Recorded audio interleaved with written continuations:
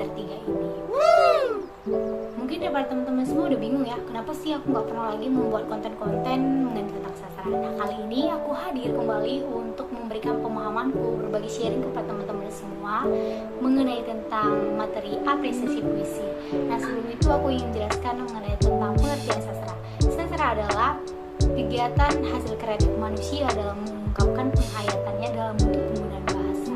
Nah, langsung saja nih kita simak mengenai tentang materi apresiasi puisi, mulai dari pengertiannya, tujuan, dan apa saja sih unsur-unsur yang terdapat di dalam mengapresiasi puisi ini. Langsung saja simak dan ikuti terus kelanjutan dari video ini.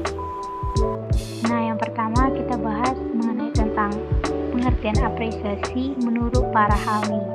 Ada beberapa para ahli yang mengemukakan pendapatnya mengenai tentang apa itu apresiasi. Menurut Kamus Bahasa Indonesia, apresiasi berasal dari bahasa Latin yaitu appreciate yang artinya menghargai, sedangkan secara terminologi arti apresiasi adalah proses penilaian seorang ahli terhadap sesuatu. Kemudian yang kedua, menurut Effendi 1973, apresiasi adalah sebuah aktivitas atau kegiatan untuk menggauli sastra yang diciptakan dengan ketulusan hati dan kesungguhan hingga dihasilkan karya yang menumbuhkan pengertian, kepekaan, kritis, penghargaan, dan kepekaan rasa yang cukup baik terhadap hasil cipta sastra. Kemudian yang ketiga, menurut Albert Elkander, definisi apresiasi merupakan kegiatan mengartikan serta menyadari sepenuhnya seluk-beluk karya seni, serta menjadi sensitif mengenai gejala estetik dan artistik sehingga dapat menikmati dan menilai karya tersebut secara semestinya.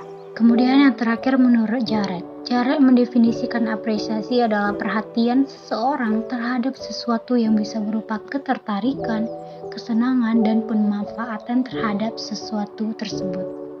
Jadi dapat disimpulkan bahwa apresiasi puisi adalah suatu upaya menggauli puisi melalui proses merasakan, memahami, dan menikmati puisi yang melibatkan unsur kognitif, emotif, dan evaluatif sehingga timbul penghargaan, kepekaan perasaan, dan mampu mengkritisi puisi yang diapresiasi.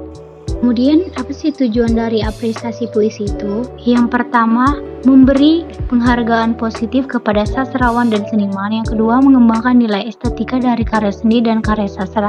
Yang ketiga, meningkatkan kemampuan imajinasi dan kreativitas para seniman untuk menyempurnakan sebuah karya.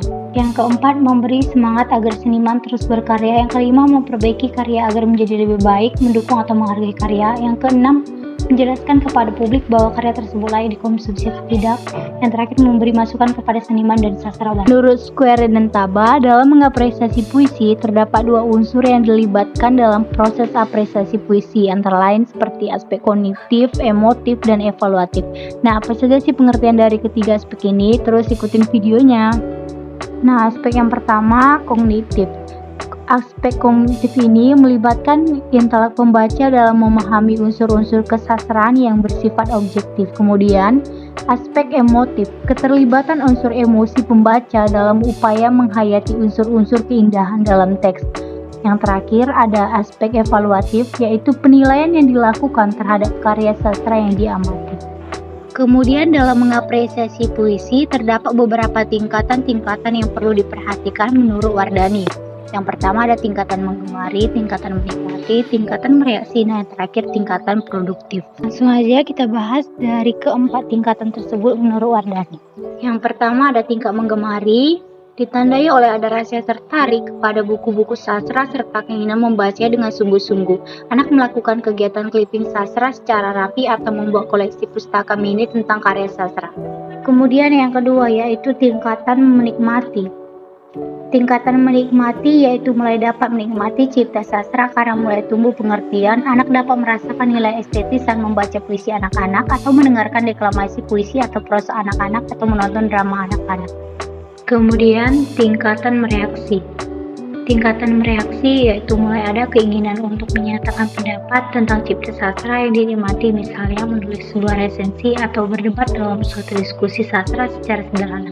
Dalam tingkatan ini juga termasuk keinginan untuk berpartisipasi dalam berbagai kegiatan sastra. Nah, yang terakhir ada tingkatan produktif. Tingkatan produktif yaitu mulai ikut menghasilkan cipta sastra di berbagai media massa seperti koran, majalah, atau majalah dinding sekolah yang tersedia baik dalam bentuk puisi, prosa, ataupun drama.